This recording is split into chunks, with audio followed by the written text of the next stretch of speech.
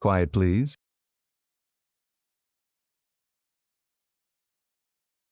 Quiet, please.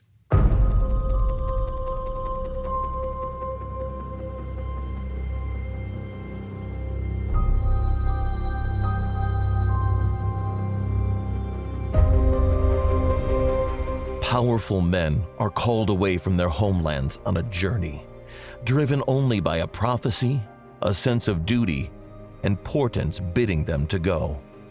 Casting off their worldly goods, they travel with precious cargo to an unknown destination. What does it mean when three are called into attendance by a voice in their dreams? Foley Mera Studios presents Quiet Please, which is written by Willis Cooper and directed by Chuck and Megan Mera. Quiet Please for today is called Read Me This Riddle. I will tell you a singular thing. How it happens that I am come to this far place from my own country. Yet why I am come remains to me a deep and dark secret yet unrevealed. Howbeit I am young, and there are many marvels of the earth and the heavens yet unrevealed to me. Know that in my land I am ruler, I am king. Nay, smile not that I am a beardless youth, and that I am clad in garments most unkingly, nor smile not at the burthen I bear like to a wandering merchant, or forsooth a beggar upon the highways. For I am truly king in my own country, and I shall be king again when that I return. Though in these latter days I am become somewhat bony, and certes footsore. Now mock me not, but be compassionate, for a day may come when you shall walk in the streets of my royal city, ragged, even as I, and bearing only a staff such as I bear, and crying well away and alms of me and my people.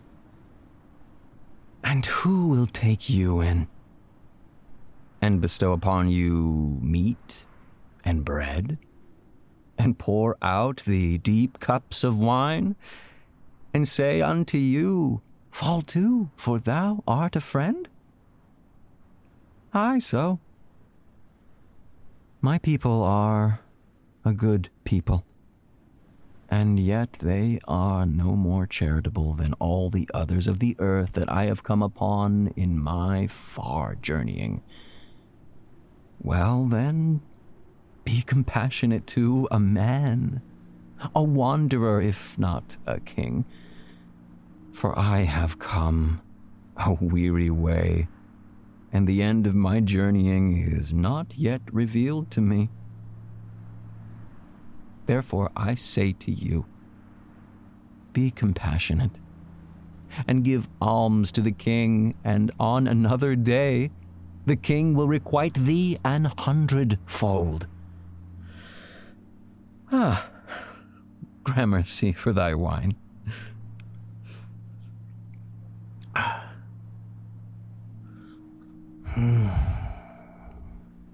This wine is less bitter than the wine my people draw from the purple grapes on the long, low hillsides of my own land. But is it not written that the wine of a stranger is even sweeter? Is it permitted that I sit, friend? For you are indeed a friend. I have not drunk nor eaten since yestermorn. Nay, I shall not tarry. I must go on. Now I thank thee for a true man. Believe me, when I return to mine own kingdom, I will send bags of gold at thy doorstep. Yet however much I shall send thee, friend, will be but small payment for this thy bread, and thy wine, thy bounty bestowed on me. Nay, laugh not, for I am truly a king, albeit a very hungry one. as thou shalt see one day. Ah, that is good. Is there a drop more wine for the poor king? Ah, may you never suffer hunger or thirst. I am a new man. Why, yes, if there is bread in plenty, I will eat more, for truth to tell, one loaf is short commons for one of my prodigious hunger. And cheese! And is that an onion I see on thy shelf? I give you my thanks. And a pinch of salt, perhaps. I have not dined so well, even in my palace of gold and dark marble, where 1,000 nobles sit at eventide. Eh? Well, I'll tell thee, friend, and perhaps thou'lt to drink a cup of wine whilst I say my say. What? Well, now I will drink another cup with thee just to wet my whistle, as the captain of my palace guard says. Nay, not so much. Well.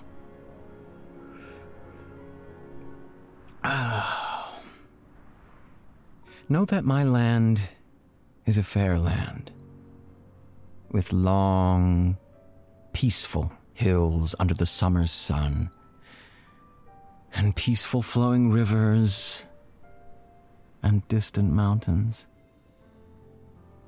A pleasant place. And my people are as good as any on this earth. No better, no worse. Huh? Oh, a long way beyond the Western Ocean. Yes, there are lands beyond, and beyond us to the west is another ocean, and perchance there are lands beyond it. Aye, the world is wide. As I have found, having trod so many weary leagues of it. Well, but I have many who dwell in my palaces, but none so old, so wise, so versed in mysteries as my soothsayers. And of them there is one Chiron. And it was a 12-month ago that Chiron began to speak to me of strange things. There be great portents, O king, in the skies above thy palace.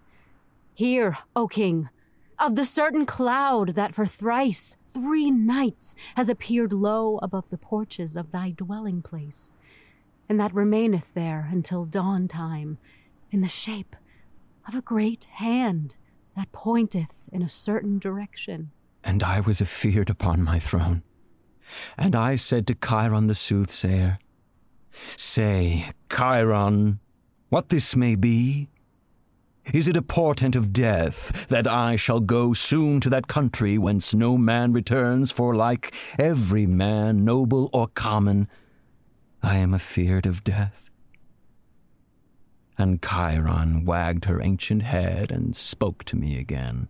Nay, O king, I am bound to interpret these marvels to thee, yet this is beyond my ken. I have cast spells, and I have fasted, and still this thing passeth my understanding. And I was affrighted, and I said, Chiron,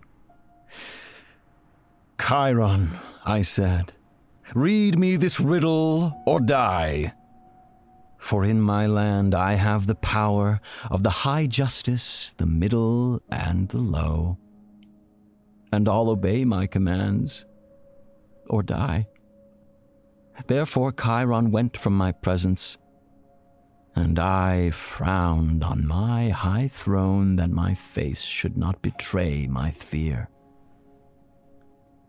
And a month went by, and I saw not Chiron, and the fear passed from me, Until a day came when my steward came bowing to say that a messenger from a far place waited without. And when this messenger came into my throne room, he louted low before me, and he laid between my hands a strange thing. Then, when I had broken the seals, then did the messenger speak. "There, O king," he said, "there is thy burthen." And I looked, and behold, the thing he had given to me was this very pouch I bear. And look within.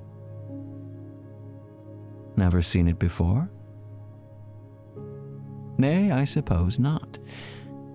It is gum from the torchwood tree, Olibanum, and it comes from the eastern shore of the dark continent, and no king in all the earth possesses so much wealth as there is in this little pouch. Verily. And I was joyed at the sight, and I spoke to the messenger and asked him who had sent it. And he said, "It is not thine, O king. It is thy burthen to carry." And he louted low again and went from me. Then I called Chiron the soothsayer, and when she came, I stretched out my hand, and I said, "Chiron, Live forever, O king." Chiron, read me this riddle.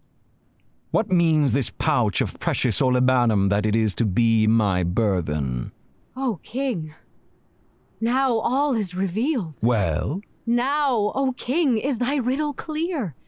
The riddle of the cloud shaped like a great hand pointing, and the riddle of the gum in the torchwood tree, and all. Well, speak. It is written that every man, high and low, must dree his own weird, O king. So, my fate is mine. Dost thou know it? Aye, so? Speak, woman! I have dreamed a dream, O king, and this is what I dreamed. But I knew not its meaning until this. This gift. This burthen. Well? In my dream, O king, I saw thee, clad in the poor robe of a common man, wending thy way across the world. And thou didst walk, having no beast to ride upon, and only a staff to aid thy footsteps. And from thy shoulder, O king, did hang the leathern pouch, and in my dream I could smell. Smell? Aye, king. Smell the fragrance of precious torchwood gum, precious olibanum.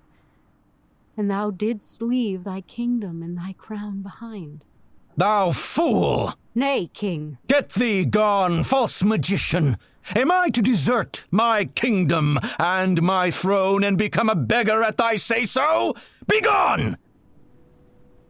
And yet, when I sought my couch at night, I dreamed a dream, and in the dream a man walked slowly down a strange road, and leant upon a staff such as this, and from his shoulder depended a pouch. And I smelt the smell of torchwood gum, of precious olibanum. And I looked on the man's face, and behold, it was mine own. And as I looked, a thunderous voice spoke in my ear, and it said, "Go thou, Gaspar, and tarry not." And in a sennight, I laid away my kingly crown, and I took up this burthen. And in this poor raiment I set out on my far journeyings. Nigh unto a year have I wandered, and I know not the way, save that sometimes in my dreams a voice says, "Go." Oh, this way, Gaspar. And that is the way I have come. And that is my story. Now canst thou read me this riddle? Where is the end of this far journeying? Oh, old man, thou art weary. Well, so I am. Hungry, too. Is it thy affair if I am? Well, now, old one, I hold it is any man's affair if another hungers, and it has soon been proved to me. Not to me, for I have not eaten since yesterday. Well, I have, for one gave me meat and drink, and found me a place to sleep, for which I am grateful. I slept by the wayside. It is a sorry thing that a man of thy age and infirmity should suffer. I have not cried out. Nay, but the one who fed me gave me bread and cheese to speed me on my way. And since I was about to pause to refresh myself, why should I not share with thee? Well, if thou hast plenty. It is not plenty, but I share it freely with thee, old man. That was my thanks, young one. Here, father, eat. And if there is wine left in the little bottle, thou shalt drink too. I thank thee. Hast thou come far, old man? I have come far. And whither goest thou? That remains to be. Ha! Knowest thou not thy destination? I know it not. That is very strange. Is there another cup of wine? For I am old. Drink the rest, father, and God bless thee. His blessings on you, charitable youth. It is all I have, but thou art welcome. Good. It is a strange thing to find a king in rags, supping beside the highway. And how didst thou know that I am a king? What? Thou a king? Didst thou not say it? I said it, but I spoke not of thee. Of whom, then? Of myself. It is sooth, I am a king. I am a mighty king in a far land, powerful and potent, ruling over many cities. Why, king, so am I a king.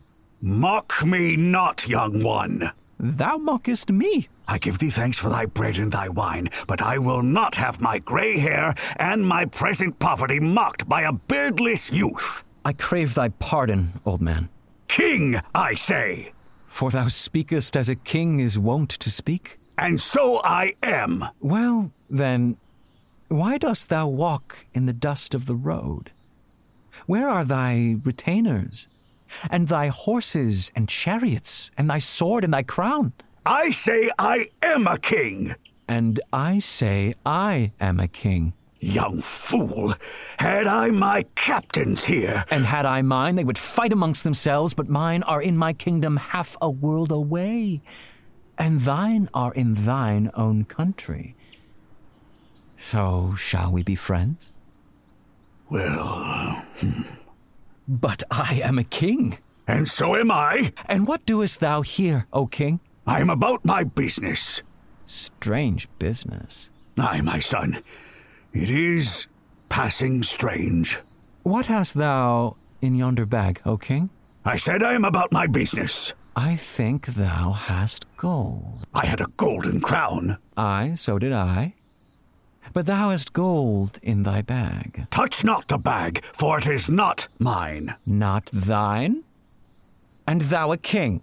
You're a robber. I am a king, I say. King of robbers, beware my staff. Nay, grandfather, I would not rob thee.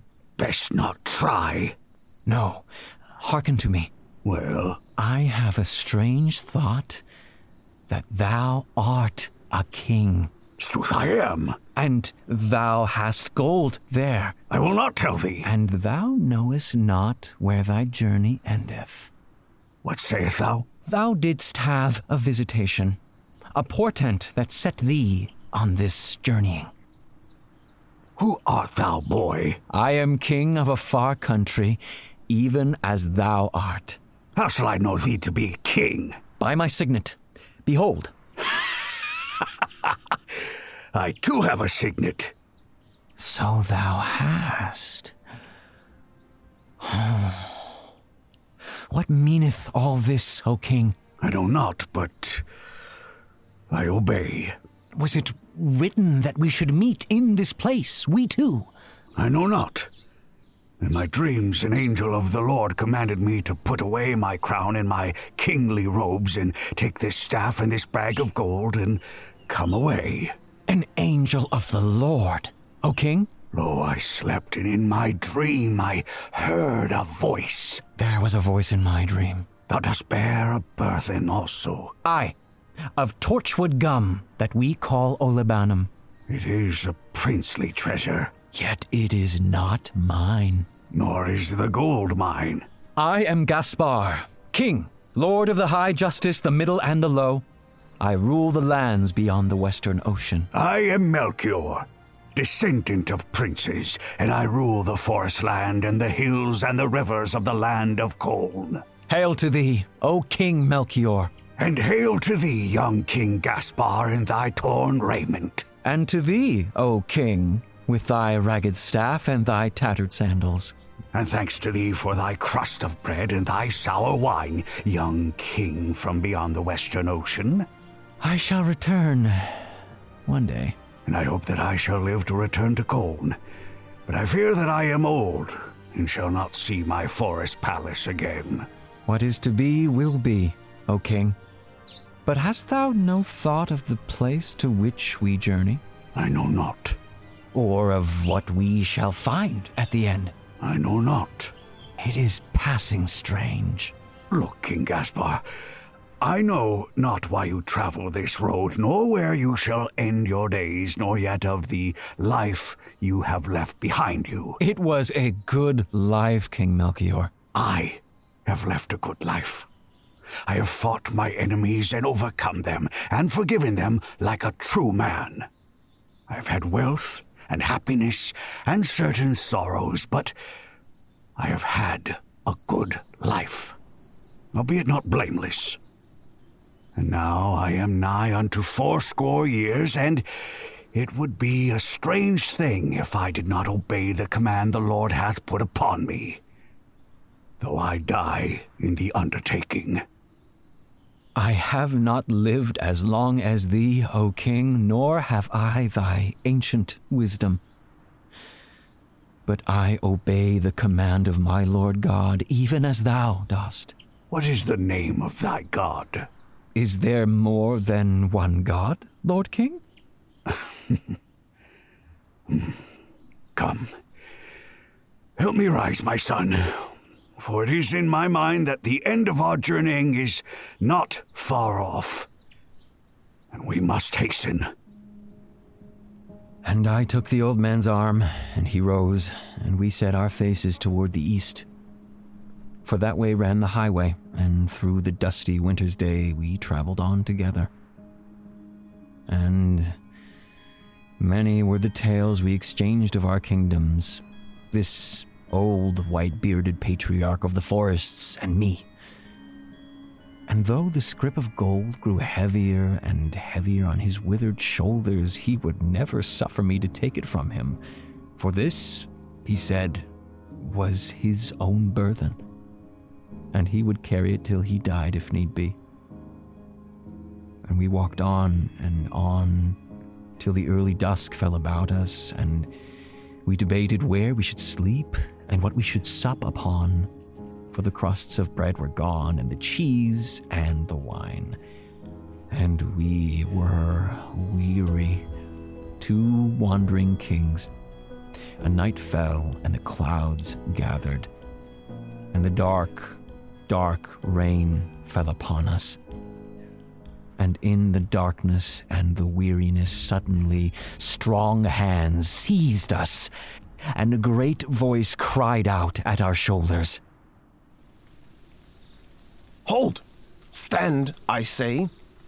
Now, who are you two travelers in the night along my road? Who are you? Answer me, or I'll have your lives in an instant. My name is Gaspar. You, old man?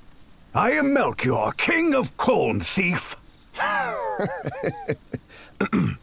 Stand away from me! Who are you? Why, King, I am king too.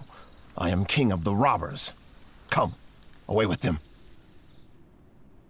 And they dragged us away, good King Melchior and me, in the darkness of the night. And this king of the robbers was surely a mighty man, and his followers, it seemed. And presently there was the sound of more voices, and the high walls of an ancient ruined castle appeared on the top of a hill, and a great door opened, and we saw before us a huge smoky fire, and many men-at-arms crowded about the great pot that hung over the fire. And there was a smell of good, thick broth, and of wet leather, and the stables.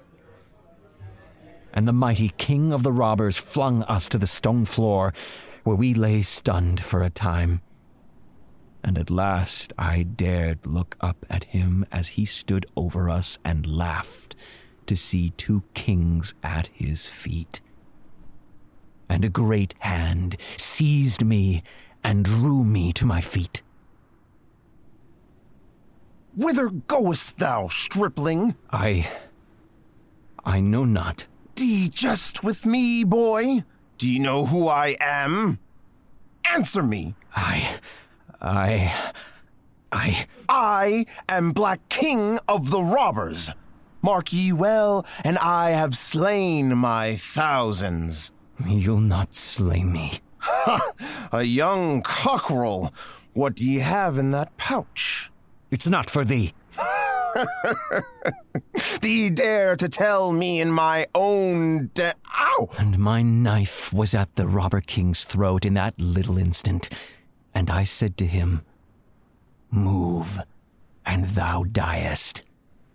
And the great black man looked me full in the eyes, for I had him by the beard, and I am strong enough in my own right, even if I am weary and anhungered. And he knew death was very close. And I said, "Bid thy men go away." I will not. Thou... Bid them go away from us, or thou'lt die. And he waited a little moment, and his white eyes rolled in that black face, and he spoke low and gentle. Go away. Go away for a little. There'll be time. If you'd see your king die, stay.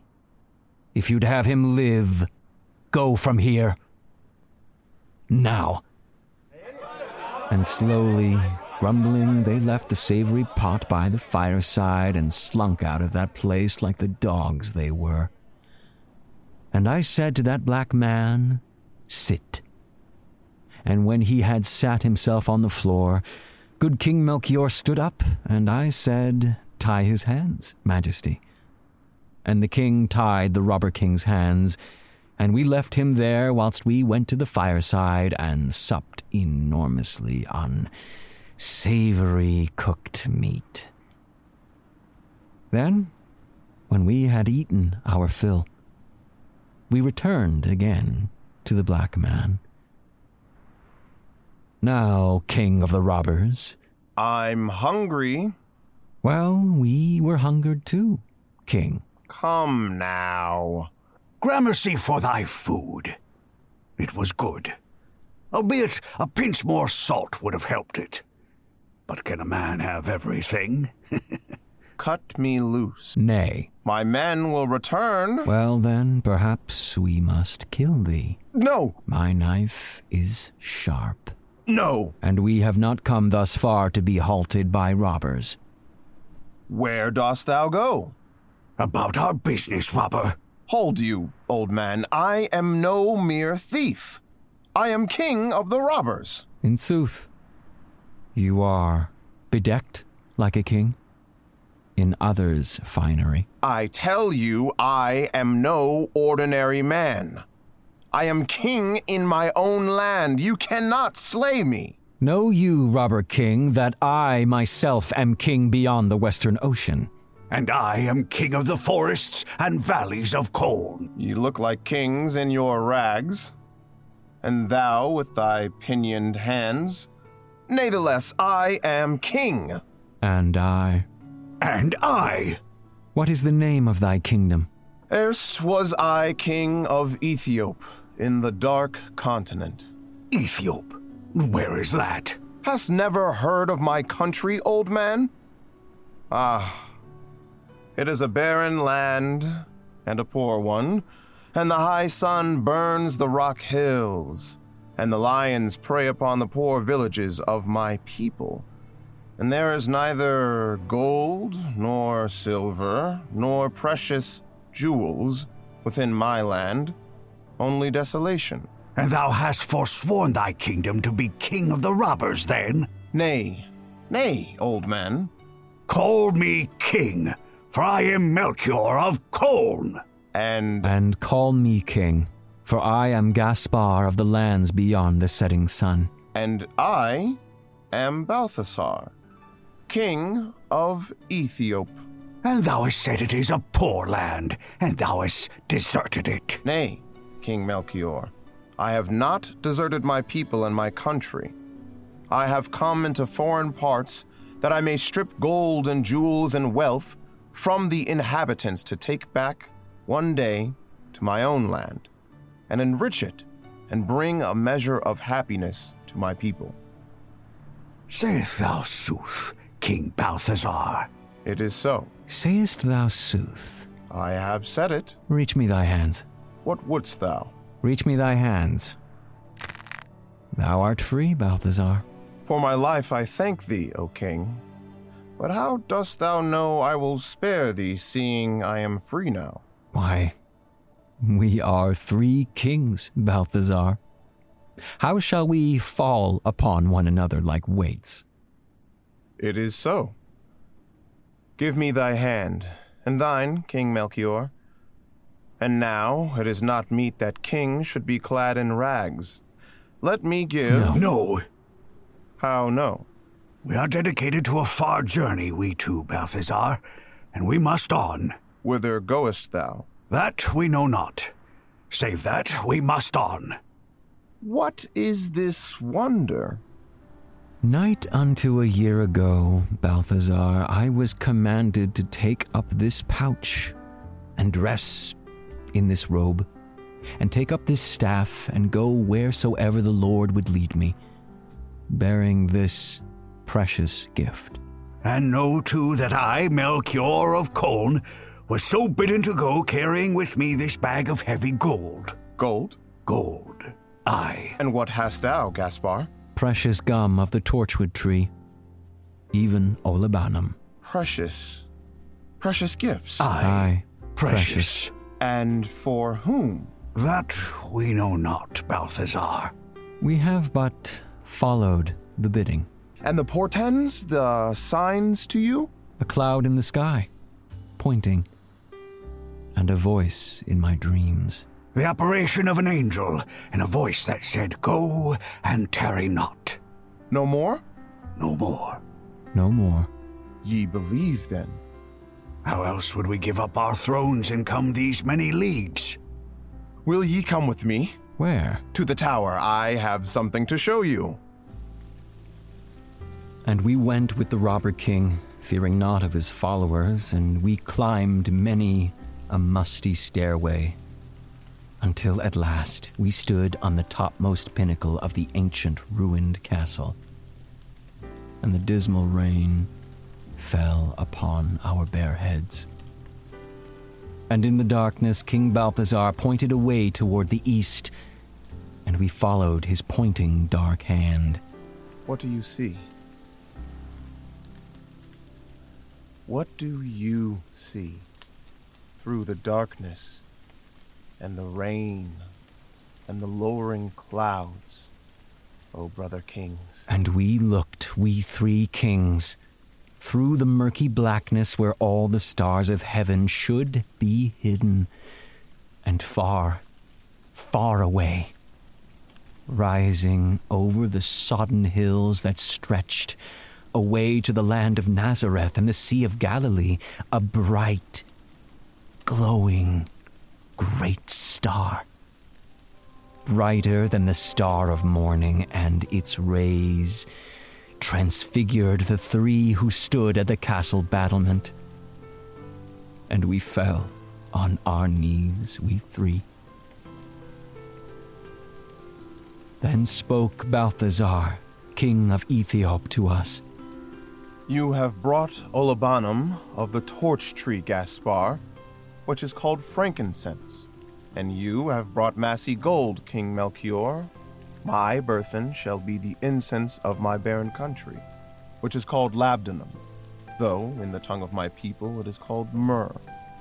And bearing our gifts of frankincense and gold and myrrh, we three kings, Gaspar, Melchior, and Balthasar, we three kings set out through the rain and the blackness to follow the rays of a star.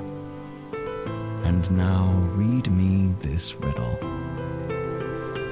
What manner of king shall the most potent kings of earth bow down unto?